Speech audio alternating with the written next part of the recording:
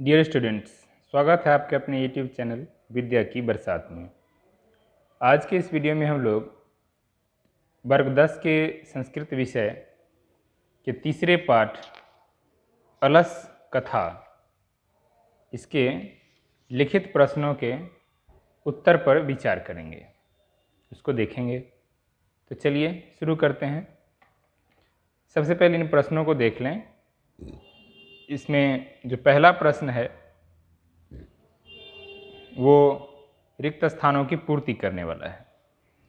ये जो रिक्त स्थान हैं उनको आप आसानी से पाठ के आधार पर खुद से पूर्ति कर सकते हैं। कुछ पोर्शन लिखा है, कुछ पोर्शन आपको पाठ से देख के लिखना है। जैसे स्थिति और धावंती जंतवः लिखा हुआ है, तो बीच में जो रिक्त स्थान में क्या लिखेंगे तो आप पाठ के आधार पर आसानी से लिख सकते हैं। आप देख सकते हैं स्थिति के बाद धावंती जंतवः, यहाँ जो है स्थिति धावंती जंतवः, बीच में क्या क्या है आप स्पष्ट देख सकते हैं इसमें, और उसके आधार पर आप लिख सकते हैं। पहला प्रश्न जो रिक्त स्थानों की पूर्ति करने वाला है लिखित प्रश्न का, वो आप आसानी से पाठ के आधार पर लिख सकते हैं। अब चलते हैं दूसरे प्रश्न की ओर। एक पदेन उत्तरतः, एक पद में उत्तर देना है। अलस कथायाः कथाकारः कः, अलस कथा के कथाकार कौन है? तो इसका सही उत्तर क्या होगा? तो आप देख सकते हैं उत्तर होगा इसका विद्यापति। सबसे पहले आप इन प्रश्नों को देख लें और इसके बाद इनके उत्तर को हम लोग देखेंगे बारी बारी से। दूसरा प्रश्न है वीरेश्वरो नाम मंत्री कुत्र आसीत्, वीरेश्वर नाम का मंत्री कहाँ था? उत्तर देख सकते हैं आप। उत्तर में क्या लिखेंगे? मिथिलायाम।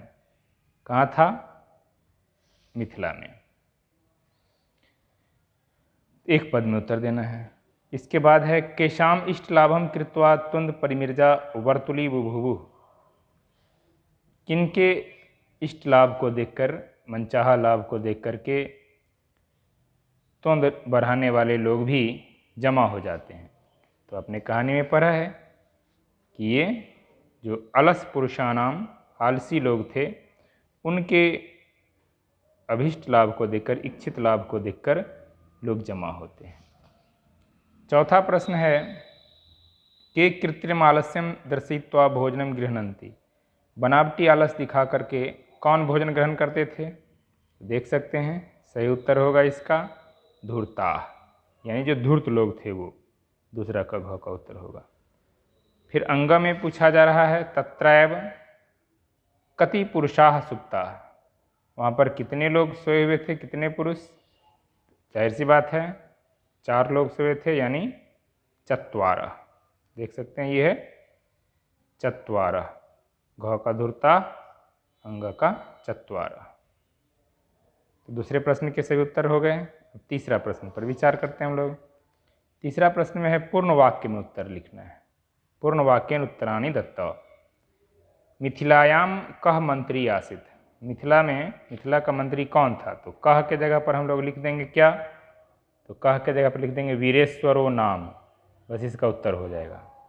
मतलब इसका उत्तर लिखने के लिए हम लोग क्या काम करेंगे? लिखेंगे मिथिलायाम वीरेश्वरो नाम मंत्री आसीत्, और क्वेश्चन मार्क हटा करके उसके जगह पर पूर्ण विराम दे देंगे।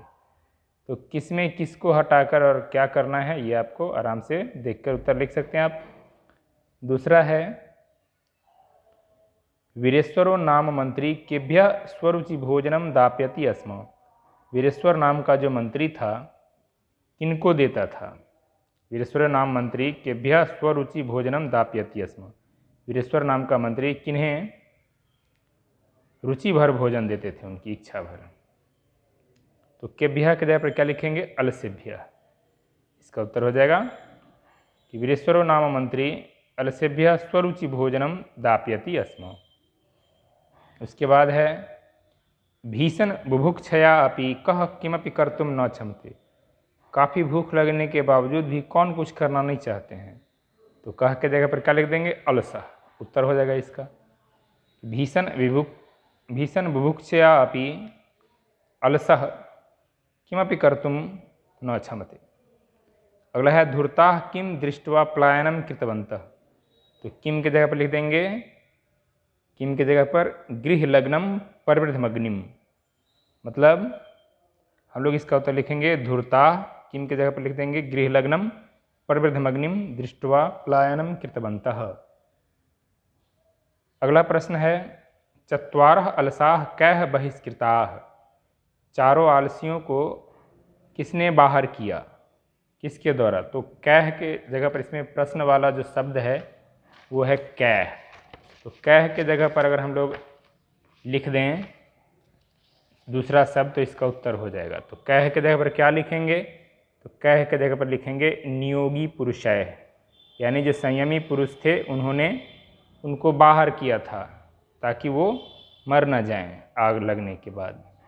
तो इसका उत्तर हो जाएगा चत्वारः अलसाः नियोगी पुरुषय। कह के जगह पर लिखेंगे नियोगी पुरुषय और बहिष्कृताः के जगह पर बहिष्कृताः लिख देंगे, प्रश्नवाचक चिन्ह के स्थान पर पूर्ण विराम लिख देंगे।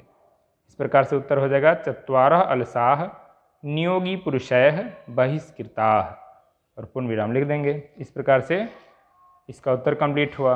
अगला प्रश्न है अलसा नाम कह शरणदः। आलसियों का शरण देने वाला कौन होता है, कौन है। तो कह इसमें प्रश्न वाला शब्द है उसको हटाएंगे और उत्तर लिखेंगे। कह के जगह पर क्या लिखेंगे, कह के जगह पर लिखेंगे कारुणिकः, यानी दयालु लोग। तो इसका उत्तर कैसे होगा, इसका उत्तर लिखेंगे अलसा नाम कारुणिकः शरणदः। आलसियों का शरण देने वाला कौन होता है, तो कारुणिक। अगला है जंतवः केशान सुखम दृष्ट्वा धावन्ति। जंतु यानी जीव जो होते हैं किसके सुखों को देख कर के, सुख को देखकर दौड़ते हैं। तो केशाम प्रश्न वाला शब्द है उसके जगह पर इसमें क्या लिखेंगे, तो केशाम के स्थान पर लिखेंगे सजातीनाम सुखम, मतलब अपनी जाति का सुख। तो जंतवः सजातीनाम सुखम दृष्ट्वा धावन्ति। जंतु अपने जाति के सुख को देखकर दौड़ते हैं। और जहाँ जहाँ कहीं भी प्रश्नवाचक चिन्ह है इन सभी प्रश्नों में उनके स्थान पर हम पूर्ण विराम दे देंगे। इस प्रकार से तीसरे प्रश्न के उत्तर आप लिख सकते हैं आसानी से। चौथा सवाल है उदाहरणम अनुसृत्य पद निर्माणम क्रियताम। उदाहरण का अनुसरण करके आपको पद का निर्माण करना है। आप जानते हैं संस्कृत में विभक्ति युक्त शब्दों को ही पद कहा जाता है। जैसे अलस में स्यों प्रत्यय जुड़ा गया तो आलस्यम बना। इसी प्रकार से करुण में स्यों जोड़ने पर क्या होगा, बहुल में स्यों जोड़ने पर क्या होगा, तो करुण में स्यों प्रत्यय जोड़ने पर हो जाएगा कारुण्यम, बहुल में बाहुल्यम, प्रधान से प्राधान्यम, सरल से सारल्यम, तरुण से तारुण्यम, कठिन से काठिन्यम, वत्सल से वात्सल्यम। किसका क्या होगा, आप स्पष्ट लिखने में अगर परेशानी हो तो आप देख सकते हैं चौथे प्रश्न के उत्तर में किसके जगह पर क्या आएगा, कारुण्यम, बाहुल्यम, प्राधान्यम, सारल्यम, तारुण्यम, काठिन्यम और वात्सल्यम। इस प्रकार से जो हैं वो पद बनेंगे। चौथा प्रश्न के बाद हम लोग चलते हैं पांचवें प्रश्न की ओर। पांचवें प्रश्न में है उदाहरण अनुसृत्य क्रियापदानि लिखत। उदाहरण का अनुसरण करके आपको क्रियापद लिखना है। इसमें प्रेरणार्थक क्रियाएं बनाई गई हैं। जैसे ददाति इत्यस्य प्रेरणार्थके डैश क्रियापदम भवति। ददाति यह जो है इसके लिए प्रेरणार्थक क्रिया पद कौन होता है। प्रेरणार्थक क्रिया किसको कहते हैं, जिसमें कर्ता खुद कोई काम ना करके किसी से करवाता है। जैसे लिखना से हो जाएगा लिखवाना, देना से क्या हो जाएगा दिलवाना। इस तरह से खुद नहीं देता है, किसी और को प्रेरित करता है, इसलिए प्रेरणार्थक क्रिया हो गया ये। ददाति से क्या बना दापयति। वैसे ही पश्यति इत्यस्य प्रेरणार्थके डैश क्रियापदम भवति। पश्यति मतलब देखता है या देखती है, इससे कौन सी क्रिया पद बनेगी प्रेरणार्थक क्रिया, इसका क्या होगा तो हो जाएगा दर्शयति। पश्यति माने देखता है या देखती है, दर्शयति मतलब दिखाता है या दिखाती है। तो इसका हो जाएगा दर्शयति। इसके खाली स्थान में क्या भरेंगे तो दर्शयति। इसी प्रकार से करोति, इसके लिए क्या हो जाएगा प्रेरणार्थक क्रिया तो कार्यति। खादति से हो जाएगा, ये देख रहे हैं खादति मतलब खाता है या खाती है, तो खाद्यति हो जाएगा खिलाता है या खिलाती है, खिलवाता है या खिलाती है। इस तरह से मतलब खाने के लिए जो सब क्रियापद है खादति माने खाता है और खाद्यति मतलब खिलाता है। जैसे पठती मतलब पढ़ता है पढ़ती है और पाठ्यति मतलब पढ़ाता है पढ़ाती है। तो पठती से क्या बनेगा प्रेरणार्थक क्रिया, तो पाठयति। गच्छति से क्या बनेगा, तो गच्छति से बनेगा गामयति। किससे क्या बनेगा यहाँ पर आप देख सकते हैं, लिखने में आपको सुविधा होगी। 5 के क में क्या भरेंगे खाली स्थान में, तो दर्शयति। ख में कार्यति, ग में खाद्यति, घ में पाठयति, अंग में गामयति। इस प्रकार से 5वें प्रश्न का उत्तर आप समझ गए होंगे, लिख सकते हैं आसानी से। छठा सवाल है उदाहरणम अनुसृत्य प्रश्न निर्माणम क्रियताम। उदाहरण का अनुसरण करके उदाहरण की तरह आपको प्रश्न निर्माण करना है, प्रश्न बनाना है। इसमें उत्तर लिखा हुआ है, प्रश्न बनाना है। जो अंडरलाइन किया गया है पद, उसके स्थान पर हम कौन सा प्रश्नवाचक शब्द लिख दें ताकि यह उत्तर हो जाए उसका, यही ध्यान रखना है। जैसे वीरेश्वर कारुणिकः मंत्री आसीत, वीरेश्वर दयालु मंत्री था, तो कौन सा प्रश्न होगा कि उत्तर के रूप में ये वाक्य लिखाएगा। तो प्रश्न होगा इसका वीरेश्वर कीदृशः मंत्री आसीत, वीरेश्वर कैसा मंत्री था। कीदृशः के जगह पर कारुणिकः हो जाएगा उसका उत्तर। वैसे ही छठा का प्रश्न जो है उसमें है कि धूर्ताः कृत्रिम आलस्यम दर्शयित्वा भोजनम प्राप्नुवन्ति। धूर्त लोग नकली आलस दर्शा करके दिखा करके भोजन प्राप्त करते थे। तो प्रश्न में क्या होगा कि क्या प्राप्त करते थे, तो इसलिए इसका प्रश्न हो जाएगा जहाँ पर जो हाईलाइटेड है और अंडरलाइन किया है उसके जगह पर हम लोग लिख देंगे किम।